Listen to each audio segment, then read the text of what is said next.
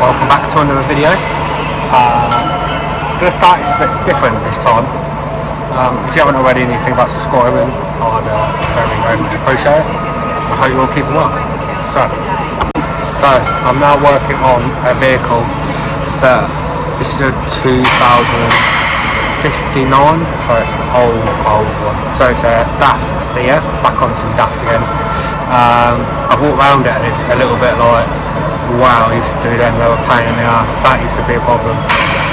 And I thought I'd share it all with you. I thought I'd go around with you, have a look around it and see the common problems we used to have and the jobs we used to do. So yeah, it's taken the time back and having a look, and this one's done in 1,400,000, it's still going, so credit to DAF where they built it. And yeah, walk around and go through a few bits that we used to do. So start front, wiring. Water used to come down here, sit down here at the bottom and rot it away like anything. This one's had a previous repair already, but yeah, very common. I think the wiring's better now, but yeah, water sits down, it just sits down the bottom there. I remember if you ever went out for a breakdown and it was no warning on that, slice it open, just fill out the water.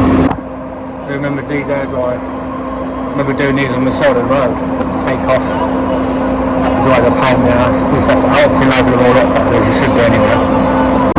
If I remember right, the older ones we used to take the step off, turn the wheel and sit behind and do it, so yeah.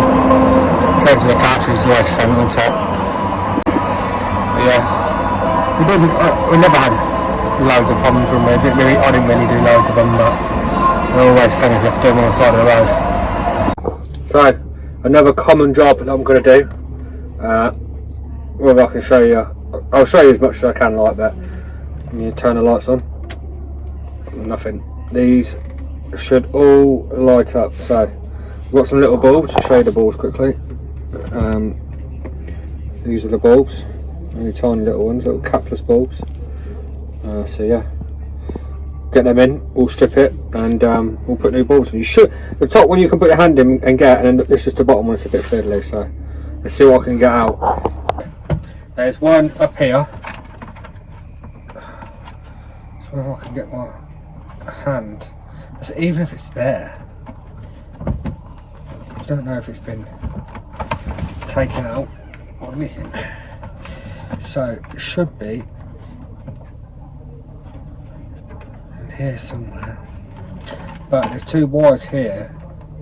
Whether they're the actual for it, I don't know. They look like they are.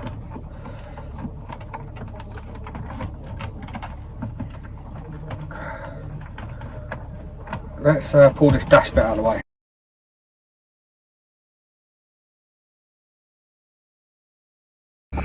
So here's our first bulb, just here.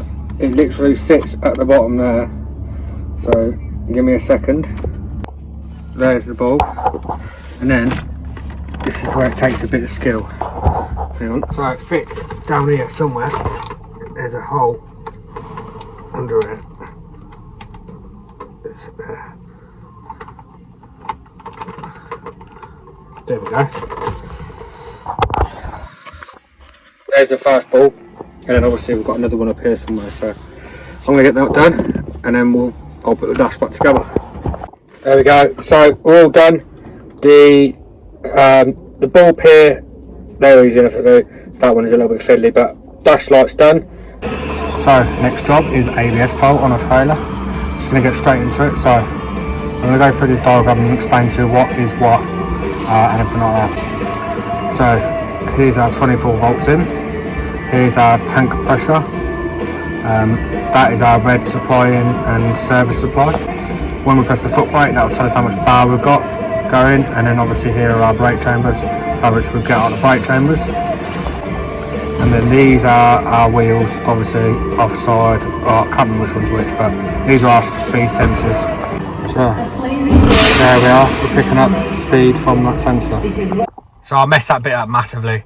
I didn't record carrying it on with donut, but basically what we did was we just had to check whether we actually had, because we had a supply pressure fault, we needed to check that we didn't have a problem from the yellow line down. But on them DAFs, when you put the park brake on, it sends a pressure down the yellow line, which puts the brakes on the trailer. So you're not got the unit just holding the trailer, you got they're both holding each other, sort of thing. So yeah, they both hold each other.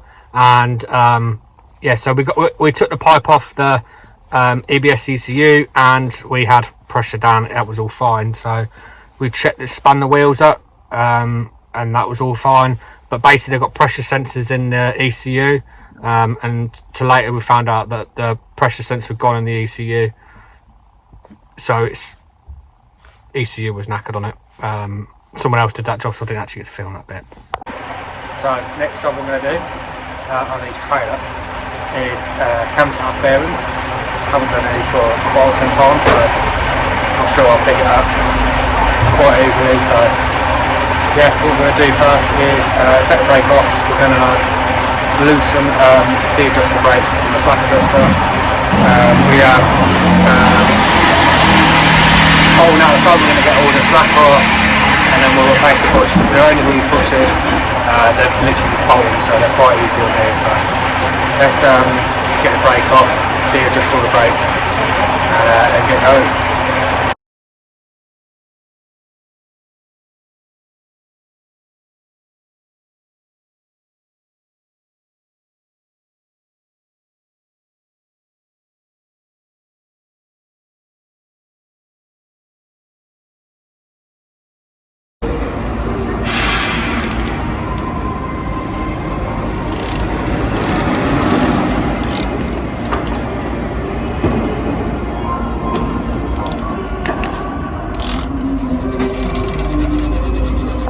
So these are literally just 13 M8 bolts, easy enough to do. This isn't a bad job really, to be fair.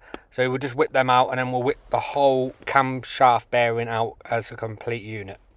So when you all that together, it should look something like that. And put that in there like that.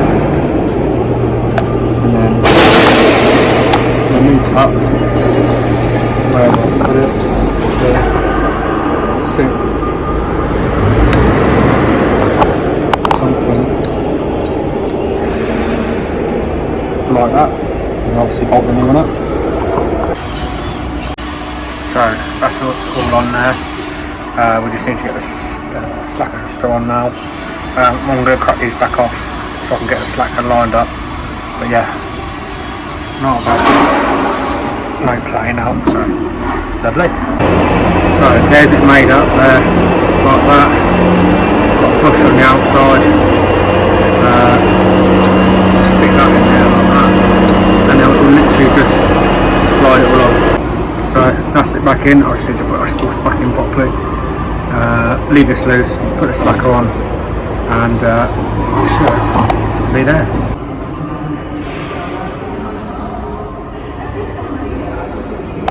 So haven't been able to get loads of content this week, done as much as I can. I've only been in sort of 4 days. I just day off. It's my birthday yesterday, so which was nice. I had a nice time off. So yeah, let's get cracking straight into it anyway. We've got a DAF CF85, beautiful, one of the older ones, and it's got brakes stuck on. So it's been recovered in for, so we need to have a look at that. First thing I've noticed straight away coming into the cab, there is no air pressure. So let's drop the air, build it up, and see if it builds up. Well, don't need to drop the air, the air's already built. Let's see if the air builds up, and see what we've got.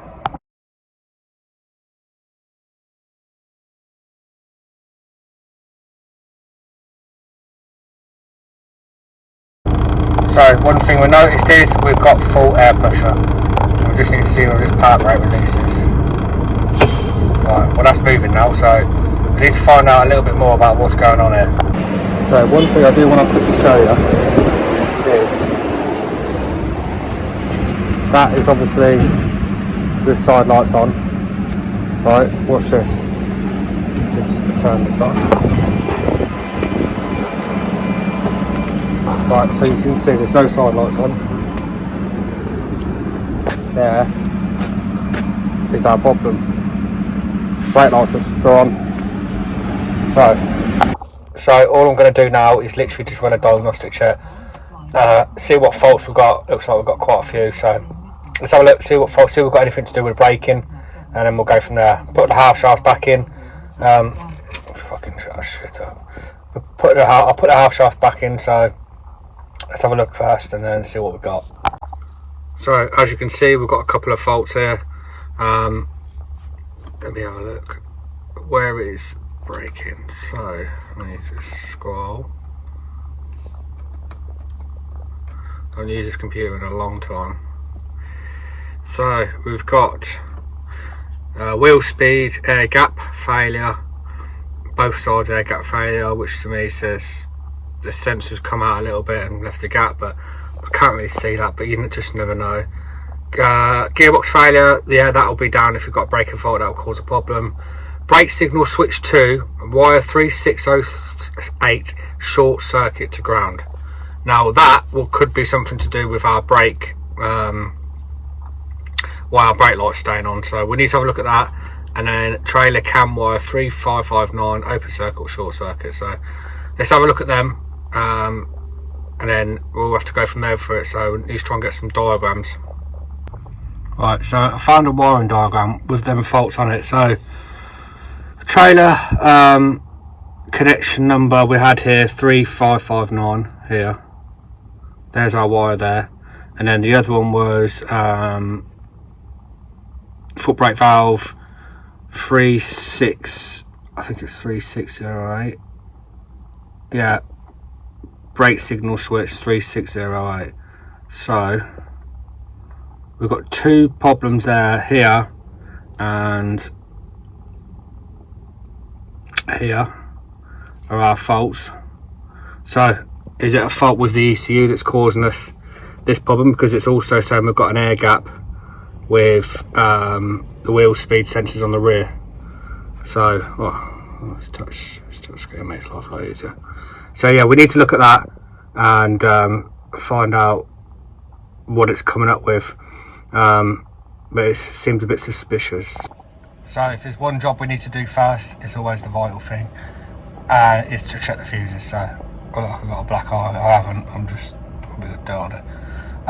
So yeah, we're going to check all the fuses, just simple stuff like that first, make sure we've got everything all good there, and then we'll work through. I've got to print out the wiring diagram so we can have a look through that as well. So I'm going to check the fuses and then we'll see what we find. So all I'm going to do now is I'm just going to do a brake test, see if we've got any bind or anything like that, just anything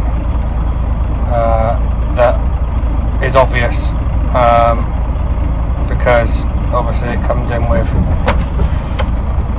brakes stuck on. So let's just check we ain't got nothing binding, no caliper stick or anything like that. So we'll see how we get on and I'll come back to you once I've done this test. Right, so brake test comes up all good, there's no problems with that.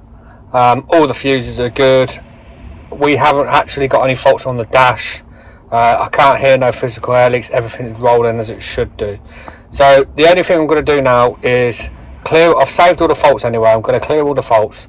I'm going to give it a road test. And see what we have coming up. See if there's anything that pops up again or anything like that. So this is one of them. It's you've got to break it to get the fault to come back on, really. So I'm going to road test it and then we'll see how we get on. So road tested it. Done a good couple of miles. No issues whatsoever. No lights. No nothing. Could this be a fault with the trailer that it was at? I don't know. I can't. There's no electrical faults. There's no, there's no faults in the memory. There's no physical air leaks. There's nothing seized. There's anything like that. So, So what do you do? I road test it and I can't fault it, so maybe we give them it back and see how they get on with it, or you give it another road test. It's a tough one, but yeah, can't fault it, and yeah, quite potentially maybe it was the fault of the trailer that it was actually on. Right, so I've got some information about it. Apparently on these DAFs, because this is an occupant right here, On these, hang on, quick makeover. On these DAFs on the pedal, because they were pedal like that, instead of just like a normal brake pedal, the wedge behind it gets seized. So that's potentially why when I turn the ignition on, I had the brake lights on. So the first thing we're going to do is recheck all the calipers and make sure they're all good, nothing's seized and everything like that. So let's check them and make sure we're all good.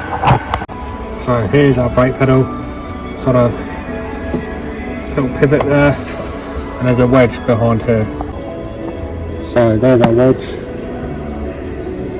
Please get his carpet up and have a look behind there. And see everything that's sticking it on.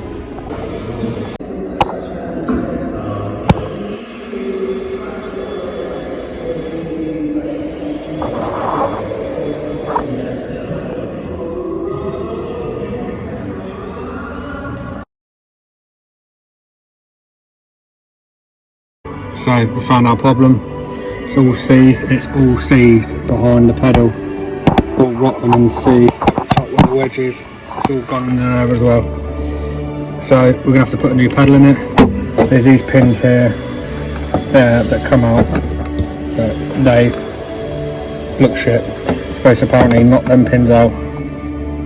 Slide hammer that out there to get the pedal out, but that won't come out of there. The pedal's rotten anyway, so we're gonna have to get all this out. All this plate's got to come off. Apparently it's quite a big job, so it should make for good content.